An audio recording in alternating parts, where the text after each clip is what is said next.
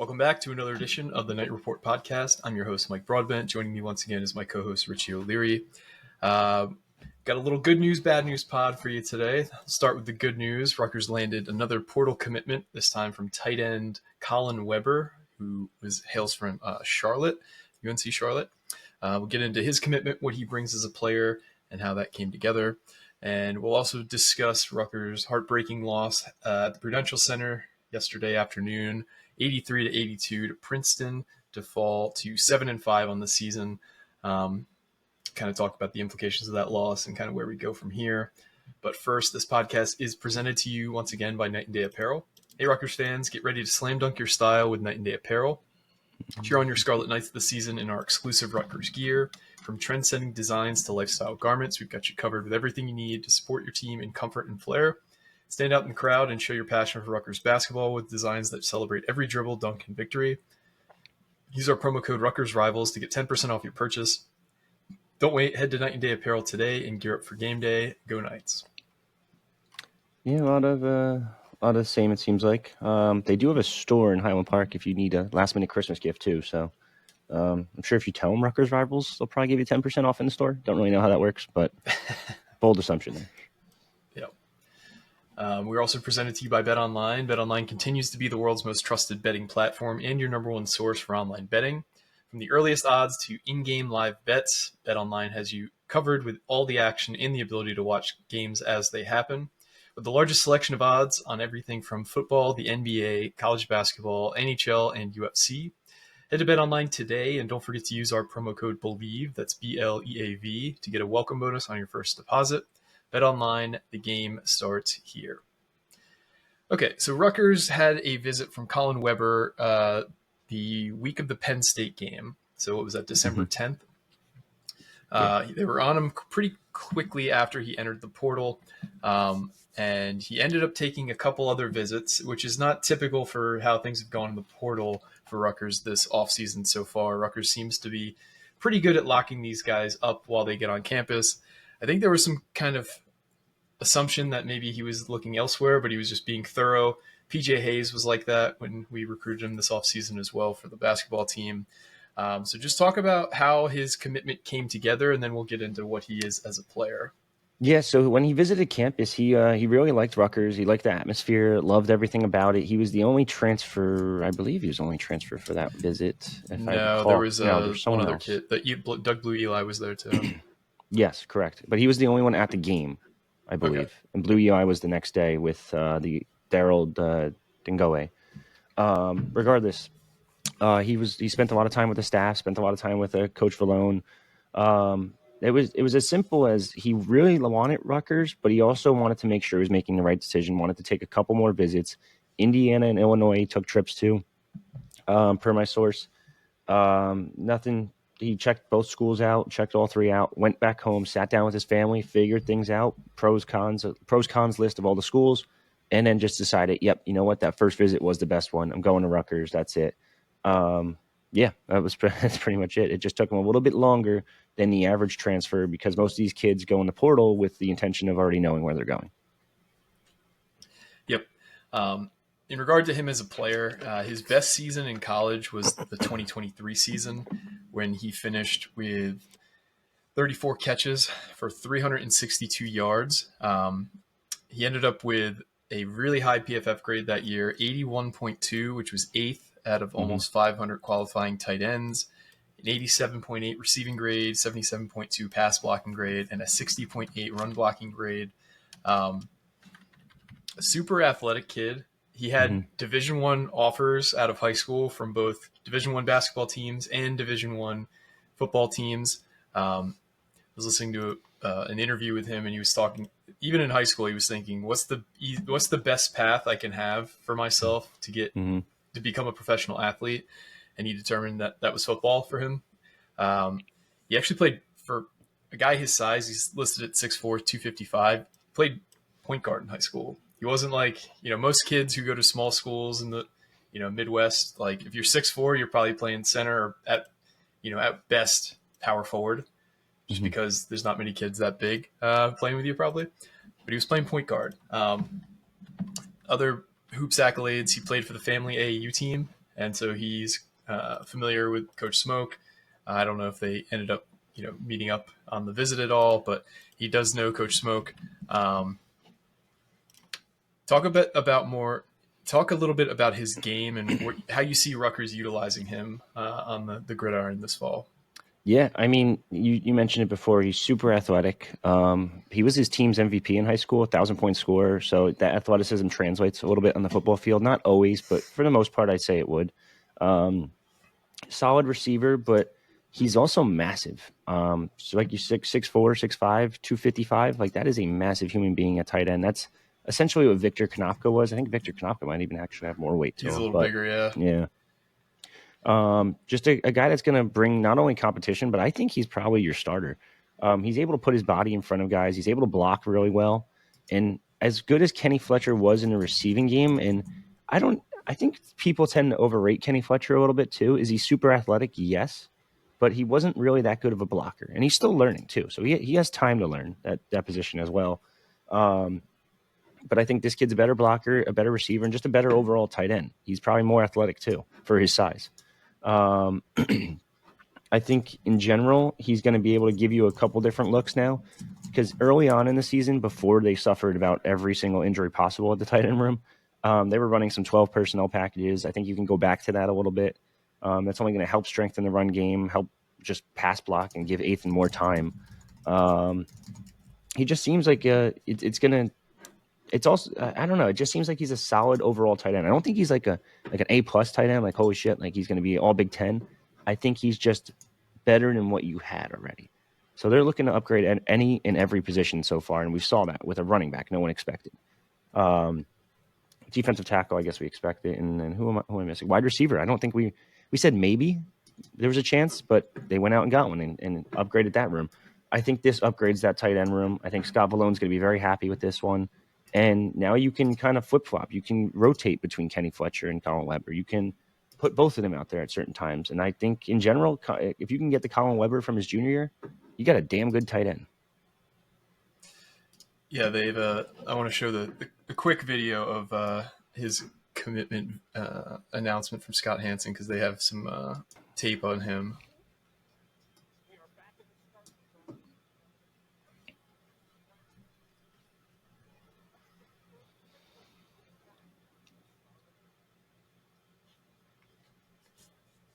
So similar play we ran a lot to Kenny Fletcher this year, that kind of leak out. Got a ton of yards here, a lot of yards after the catch in his tape. Some good blocking here from him in the middle. Mm-hmm. They like to run a lot of like drag routes with him across the middle of the field, and he just turns on the afterburners. Gets caught late by the safety there, but what was that, like 50 yards of yak? Another big time block there on the left side. Easy pitch and catch there down the seam for him. He just seems like very comfortable catching the ball, which is huge for a tight end in 2024, which I guess will be 2025 by the time he's on campus. But yeah, I think this adds like with a lot of the players that we've added this offseason, it adds a different dimension that we didn't have last year. So with Campbell, we didn't have a real threat out of the backfield in the receiving game. He provides that. DT Sheffield provides a similar skill set to Dymere Miller, but I think he's a little faster and a little twitchier. So that'll add an extra dimension. This tight end, Colin Weber, it'll allow us to run a lot more 12 personnel. I think Colin Weber will probably be the starter because he's a better blocker and a similar receiver. So that adds an extra dimension. So just really excited for this addition. Is there anything else about Colin Weber that we didn't hit on that you wanted to touch on before we talk basketball? No, I mean, I think he has more speed than he's given credit for. For a guy that's 6'4", 255, you don't really expect him to be able to move like that. And even in those little clips, like you can kind of see him break away from, I guess, the defenders, the linebackers, safeties, whoever's covering them, and break away from them a little bit and create that space. I think he's damn good. I think he's almost, I don't want to say he's written in stone that he's tight end one, because you never know how Kenny Fletcher's going to develop. But I'd say it's a pretty damn good shot he ends up winning that job. Yeah, I wouldn't be surprised either. But we shall see. Another exciting addition in the transfer portal. And there might be more coming soon. I guess you'll have to just wait and see. We feel pretty good about certain situations that are brewing right now. But Mm-hmm. we'll have more on that. If you're on the boards, you already know what we're talking about. Yeah. And if not, then you'll find out soon, I suppose. This is also locks in. I know we were debating it before because we were saying he was the only guy that Chiano couldn't land on a visit. Anytime a kid visited so far, this is now officially he has landed them. So Yep. keep an eye out for that.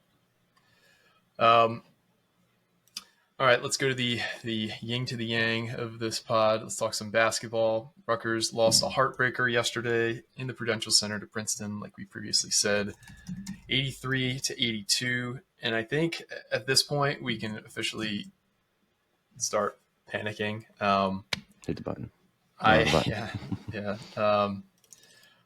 was trying to give this team more time to gel, more time to kind of figure out what they are, and they haven't really progressed a whole lot from games 1 and 2 and 3 and 4 to now. They're running a lot of the same kind of stale offensive looks that we ran under Peichel for years. We're not getting our superior talents open looks. Like everything that Dylan is getting, he's kind of having to split double teams. He's having to, hit circus shots around the rim. Ace, he has to hit these crazy shots along the baseline that only he could probably hit in college basketball with regularity. We have these really high-end shooters that we brought in Zach Martini and PJ Hayes, and we either don't utilize them or we don't get them wide open looks. Like the one open look Zach Martini got yesterday, he hit from not the corner, but from beyond the arc. Like there's just like no repeatable offense. There's no semblance of like a wide open kind of scheme for having two elite talents, and it's catching up to us. Like our defense isn't going to be what we have come to expect under Steve Peichel this year. And so my thought was, we'll just put more emphasis, more focus on offense, but that hasn't been the case. This is the second straight game where we just get killed on these same plays over and over by our opponents. Yesterday, it was Xavier Lee switching on Zach Martini over and over in the second half. Against Seton Hall, it was those back cuts where the guard would get to the elbow and wait for the double team and, have an easy dunk for his big behind him. So it's just like, I think it's fair to question Steve Peichel at this point as well, because he's not making great in-game adjustments. He hasn't set these uber talented freshmen up for success offensively. And we have like seemingly like an island of misfit toys of a roster that we haven't figured out how to play with, for lack of a better term. What were your thoughts on the game yesterday and kind of where things stand for hoops right now? I know you said he's not setting them up right offensively. I don't think he knows. Like, it's at the point where you really have to question his offensive coaching abilities. Like there's zero scheme out there whatsoever. You have a guy like Martini, you have a guy like PJ Hayes that are great outside shooters, and you're just really not even giving them a chance to get an open look. Set an off-ball screen, do something. And then on the defensive end, they're struggling too. And he's supposed to be this great defensive coach, and I hate that bag on him so much. But to let Xavier Lee just pick apart Zach Martini without a single adjustment is just like, it's malpractice almost. Like it's just a bad look. Tyson Acuff came into this season. I know he had a broken foot, but he seems like he's healthy now, healthy enough to be out there. And then you play him 5 minutes, and even on defense, I know he's a liability on defense. Like there was one screen he couldn't get around, and ended up leaving someone wide open for three. I forget who it was, but offensively, that guy's supposed to be your third leading scorer, fourth leading scorer, and he's just not even. He's playing 5 minutes. You're not even getting him like looks at all. He's an ISO guy. Like let him go ISO. Everyone get out of the way and let him cook. There's no one like. Ace is just so inconsistent. It drives me nuts. I haven't seen the Ace Bailey I've seen since high school. There's so many issues with this team, and I think it's rotations, it's lineups, and then just not setting up guys for success. At the end of the day, you got to figure out the lineup. I know he keeps switching it. He's trying Jermichael Davis out there, and he's a very good defender, but offensively, he's a liability. So you got to figure something out there. Emmanuel Ogbol actually played pretty solid, but then was stuck to the bench for the last, I forget what it was. He only played 5 minutes in the first half, number one. Number two, I thought he was actually solid in the second half. I thought he should have played more, but Durkak on last possession, I need someone to help him. If he's on the paint one-on-one by himself, someone's got to shift over a little bit. Now, I know Jermichael Davis was the closest one, but you can't have Xavier Lee, who's being red hot late game, wide open either. So he can't shift over. I think Ace probably should have shifted over a little bit more. It would have left the corner open, but it would have been a very tough pass to get around a 6'10" lengthy Ace. Yep. There's just so many issues. You just got to figure out the rotation first and foremost, and then you can kind of go from there. I think you got to change up the starters again. I think you just got to keep flip-flopping until you can find up that group. Like, is Jermichael Davis the answer at point guard? I don't know. Is Jeremiah Williams probably have to shift to the bench maybe? I don't know. It's just I need better play out of the entire team, from offense to defense to just about everything in between. Yeah, I mean, I get why they're starting Jermichael Davis now, because they need a true, like, high-level defender out in that starting group, because you want to we've had too many teams start hot against us this year, and you want to be able to at least, like, let yourself get into the game. Like, we've had to come back way too many times. So to have Davis in the starting lineup makes sense from that perspective, but the only repeatable offense we have right now is, like, Durkak or Dylan Harper driving. Like, Durkak gets to the line a lot. Dylan Harper finishes a lot around the rim pretty well. The team as a whole does not. Yesterday, we were 13 of 32 from around the rim. If you take Dylan Harper out of that, we were 7 of 22. So not great. And this is the second straight game where if our opponent hits their free throws, they blow us out. Princeton was 8 of 18 from the line. Rutgers was 18 of 23. Seton Hall, the game before that, was terrible as well. I don't have the numbers in front of me. But if you look at Bart Torvik's metrics, they have a projected line for each game, and that line that they project is very similar to what the betting line ends up getting set at. A lot of sportsbook actually use Bart Torvik for this. On the season, Rutgers is now 2-10 against the spread, which I'm not talking about from a betting perspective. It's just they're playing poorly as opposed to the expectations for the games that they're playing.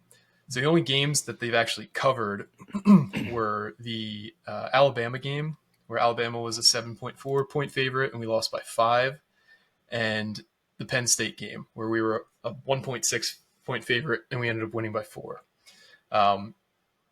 This team's having the same problems that Peichel teams of the past that we thought kicked, where we don't play well away from home. On the season now, we are 1-5 on the road, or 1-5 away from home. Jersey Mike's, away from Jersey Mike's, and 7-0 at Jersey Mike's. So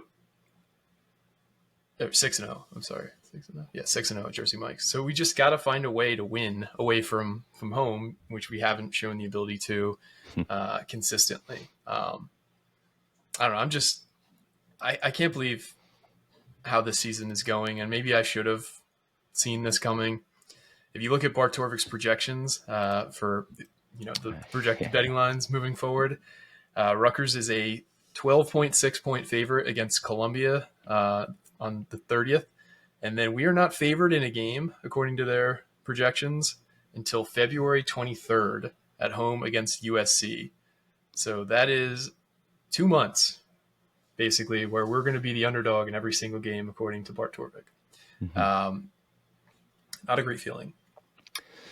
No. I know you said J. Mike is supposed to be that defender, and that's fine. But I thought Jeremiah Williams was this lockdown defender too, and he hasn't really shown that in the past couple seasons. Like, he came in the Rutgers. In Vegas he was. Well, yes. In Vegas he was.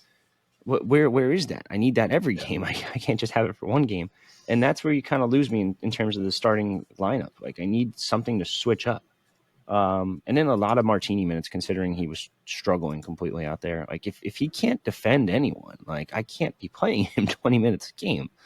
Those minutes have to go somewhere else. Like, I thought PJ Hayes should have got more minutes. I thought Tyson Acuff, he one mistake in 5 minutes, but 5 minutes played for the nation's number 8 leading scorer last year.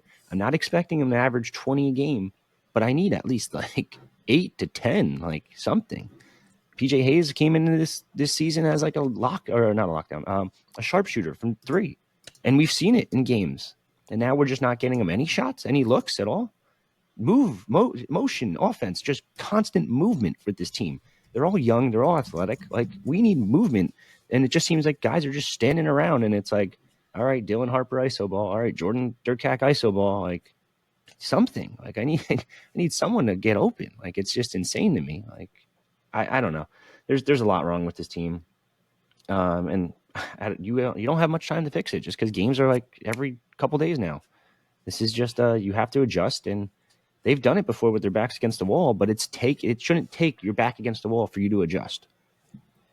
Yeah, I mean, this is the period of time where they'll have the most time to fix it. 9 days between the next game. The next game is on December 30th, which I think is a Tuesday. Maybe a Monday, actually. It's a Monday. Yeah. But you also have the holidays in between that. So I don't know how much time they're actually going to have with these guys, but they need to figure it out. And I mean, we've said that a few times now. And you think with having like a week off and a week off, you're going to figure things out. Like, you had a week to prepare for Seton Hall. You've had a week to prepare for Princeton. And we're not seeing a team that looks competitive in a lot of – well, they're competitive in the sense that these games are close, but not playing up to the level that's expected of them against these inferior teams. Yeah. I don't know. Yeah, it's disappointing. There's so much. Like, the attacking the rim, like you just said before, no one's hitting there. Keep looking at all the numbers. Like, they're just they're bad. Like, they're just really bad numbers. I mean, how much longer can we depend on Ace to get double-digit rebounds too? Like, it just seems like no one else can get boards. Like, Emmanuel Ogbo, I said he had a pretty good game, but I need more than 5 rebounds out of my 6'11", 260 center. Yeah. Jeremiah Williams, again, another guy who has proven to be a solid rebounder. 22 minutes, 0, not a single board. Like, it didn't even fall on your hand. Like, yeah. I don't know. I think you just have to keep switching things up until you find the perfect lineup, and then you got to also figure out the substitutions. I don't know. There's just there's so much you got to do. I hate to keep saying I don't know, but like, there's a lot wrong with this team currently, and there's a lot that needs to be fixed. And I don't understand how you fix it so quickly. But you said 9 days between the games, so yeah, I get it. He likes people home for their holidays. I'm sorry, guys, you're not going home this week. Yeah. Like, we got to figure things out. Christmas is canceled. But I hate to be like doomer because Steve Pikiell's teams have started slow historically and then found their groove late January, early February. But yeah, like if this team doesn't make the NCAA tournament, which as of right now they're not making the tournament. Nope. They have to go on a serious run here in the Big Ten schedule in order to make that happen. Like, how does Pikiell recover from that? Like, the fan base will, this is not because of his own doing, but this is a team that had expectations this year, where we kind of saw the acceptable floor as like a Sweet 16 team, and maybe that's not totally fair because there's 1 seeds and 2 seeds and 3 seeds that get knocked out in the first weekend each season. So it's not to say that like it has to happen, but that's kind of like in general, if you were to poll the fan base as to how do you think this team's going to perform this year, I think the average would have been Sweet 16. Yeah. So saying that, if we don't even make the tournament, like, how does Steve Pikiell recover from that? I don't know. That's going to be a massive blow in recruiting and fan enthusiasm. I mean, yeah, from recruiting standpoint, like, you're never going to get a 5-star again, because why would a 5-star go there? Like, you got not 1 but 2. Like, you're never going to get a highly ranked kid like I know you offered Tyron Stokes, the number 2 recruit, the other day, but you can kiss that one goodbye. Any shot of that one goodbye. I don't think they get him in regardless, but it's insane. And then on top of it, the fan base is going to start calling for your head a little bit. Like, they're doing it now a little bit. Like, you need to figure things out. Like, if you don't make this tournament with this team, and if Bart Torvik is correct, and you get not only not make the tournament, but you get 14 wins on the season. Holy hell! Like, I know we talked about putting up a statue, but kiss that dream goodbye. Like, it's and yes, he's done a lot for Rutgers. He's gotten them to tournaments when no one else could. but it would be time to start questioning things. It would be time to, like, if they do finish 14-17, I think that you actually have to consider things. I think the new AD, whoever it's going to be, would have to start considering things. And his buyout's significantly cheaper too, which doesn't help things either, because of the new AD being in charge now. Because I had some, I forget what it was, the exact terminology, but something with Hobbs leaving, his buyout goes significantly less. Yeah. I hate to say this and look this far ahead, but like you would have to if you go 14-17, like without a doubt. Yeah. I know that he was pretty close to Hobbs. Like, if, he doesn't vibe well with the new AD too, like, maybe he just moves on. I don't know. I'm just speculating here. But the season is not gone how any of us would have hoped. And I think it's fair to kind of bring some of these questions to the fore. Yeah, it's not great. What are you going to do? Yeah, next game, home against Columbia on Monday, December 30th. We'll see how things go. We need to see a new fire from this team, because after that game, things do become pretty hot and heavy. If you look at the schedule after that, we have an away game on Thursday, the 2nd of January at Indiana. Indiana looks like crap right now, but that's still going to be a tough game. And then you have a brutal home stretch where you're playing Wisconsin on Monday the 6th, Purdue on Thursday the 9th, and then UCLA on Monday the 13th. Yep. 3 really good teams in a row. So it's a big boy schedule.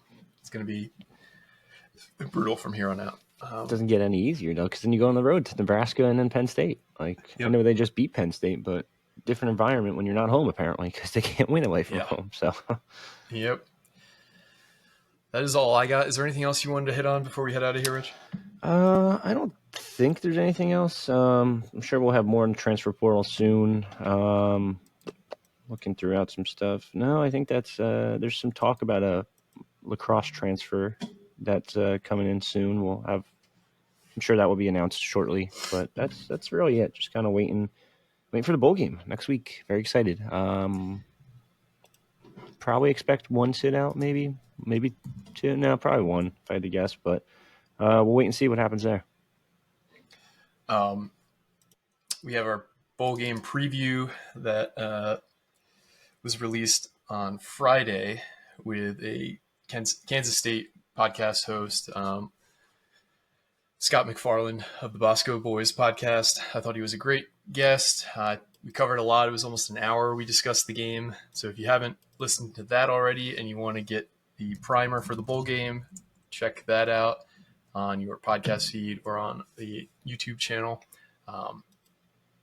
But for me and Richie, this has been another edition of the Knight Report podcast, signing off.